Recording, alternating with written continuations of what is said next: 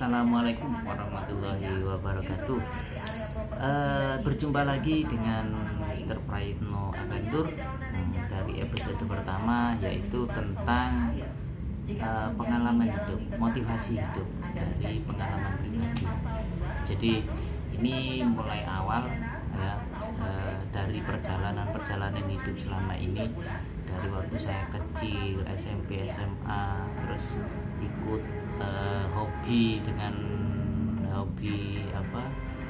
belusuan ke hutan-hutan, atau ikut ziarah-ziarah yang selama ini diikuti oleh orang-orang tua.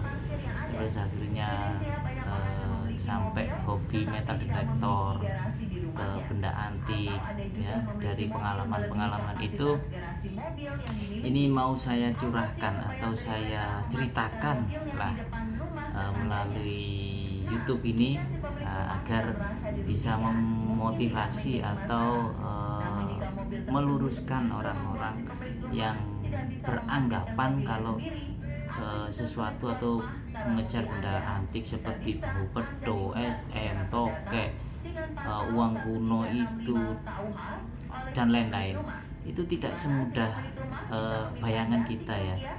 Kalau kita benar-benar mengerti barang itu, baru kita jalan. Kalau tidak, masih awang-awang, cukup penting kita melakukan aktivitas kerja kita sehari-hari.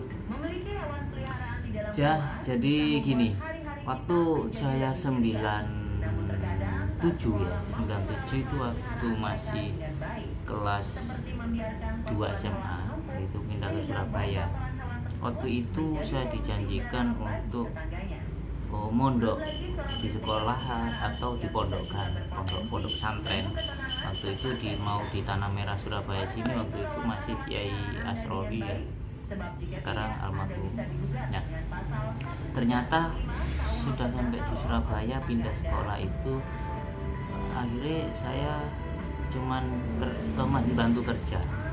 Nah, habis sekolah pun itu sekolah SMA umum biasa ya, masih lebih bagusan sekolah di desa saya, yaitu SMA Pegri Carangrejo itu, daripada yang di Surabaya sini kelihatan kumuh, terus anak-anaknya juga nakal. Bahkan sekolah itu kalau tidak ada gurunya itu bawa minuman keras. Tapi itu masa-masa lalu, tahun-tahun 98. Nah, dari sekian itu akhirnya saya menerima keadaan, karena memang keluarga juga tidak mampu ya. Di sini disekolahkan kakak pertama yang mempunyai usaha pembuatan gigi di rumah di Gubeng yang sangat terkenal. Jadi dulu ramai. Sekarang masa pandemi ini, wah, semua terbiar. Tapi untuk mensikapi itu, akhirnya saya menerima keadaan lain yang dinamakan nasib atau takdir. Kita berusaha menerima suatu keadaan sampai sekolah selesai. Saya berkeinginan, oh ya, nanti setelah sekolah saya harus keluar mencari kerja. Nah, ternyata habis sekolah tahun 99 ya, cuman kan pindah tahun kelas 2 ya, tahun 2000, tahun 2000 keluar sekolah. Untuk mencari kerja itu persaingan sangat sulit, karena saya sekolah SMU, keahlian tidak ada. Nah, itu akhirnya saya menyadari, oh, hidup itu harus perlu skill. Nah, skill tidak perlu mencari jauh-jauh. Di sini di Gubeng, di rumah sendiri itu ada skill pembuatan gigi tiruan. Nah, akhirnya mau tidak mau ya, saya mendalami pergigian itu ya. Pergigian itu habis dari, walaupun itu semenjak sekolah di sini, karena dari sebelum dari setelah sekolah itu mengantar, hanya bagian mengantar, ngirim, ngambil kerjaan di dokter gigi, terus kalau selesai diantar. Nah, setelah lulus sekolah baru saya menerjuninya dengan baik, karena daftar di TKG maupun di sekolah di UNER yang lain jurusan tidak terima. Nah, itulah mungkin itu nasib, tapi kita sudah berusaha gitu, maksimal itu.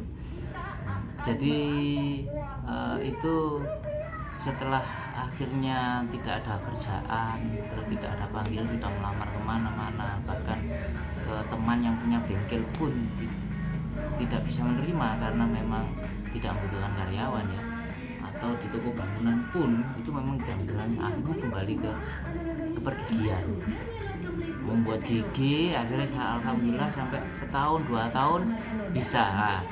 Dalam 2 tahun itu akhirnya saya ingin kuliah itu saya bingung, sempat bingung kan, sambil ngaji ke masjid atau ke kejeran waktu itu ke Bulak Gading Indah. Di situ ada pengajian ya, halakoh, kajian buku, kajian remaja yang positif lah intinya. Di situ akhirnya saya ingin tahu tentang nilai keagamaan. Kenapa agama itu banyak? Kenapa Nabi itu diturunkan banyak? Nah, apakah agama itu sangat vital dalam kehidupan manusia? Apa perbedaan keyakinan leluhur kita dengan agama satu dengan yang lain kok berbeda?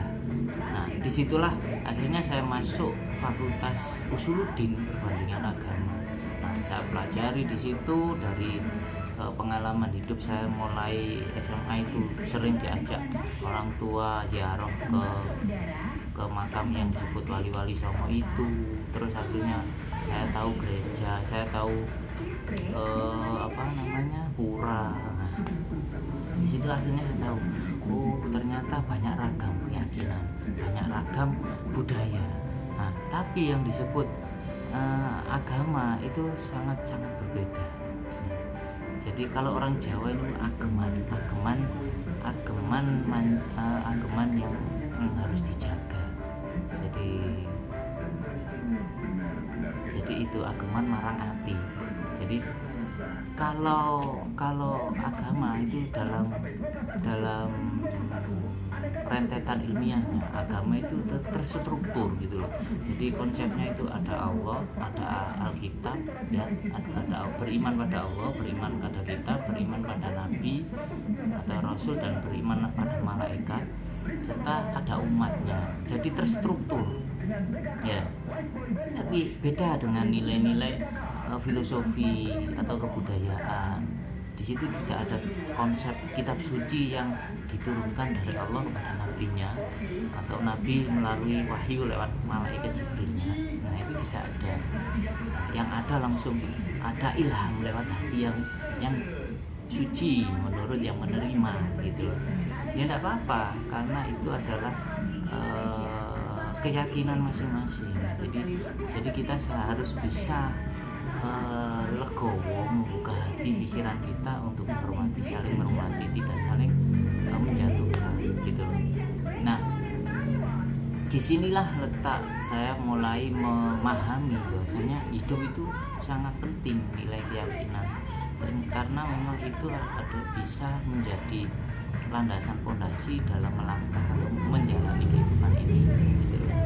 Jadi kita agar tidak melangkah keluar jalur rel terlalu kuat gitu. Begitu. Jadi menerima nasib takdir itu harus legowo, hati pikiran legowo, karena Tuhan tidak mungkin salah meletakkan orang di suatu jalan nasib itu. Tinggal kita bagaimana mengikutinya, seperti aliran air mengikuti terus arusnya. Nanti suatu saat kalau air itu tetap istiqomah, pasti akan sampai ke lautan. Tapi kalau air itu terhalang, terus akhirnya kena panas, haus, terus aus kena panas, akhirnya hilang ya.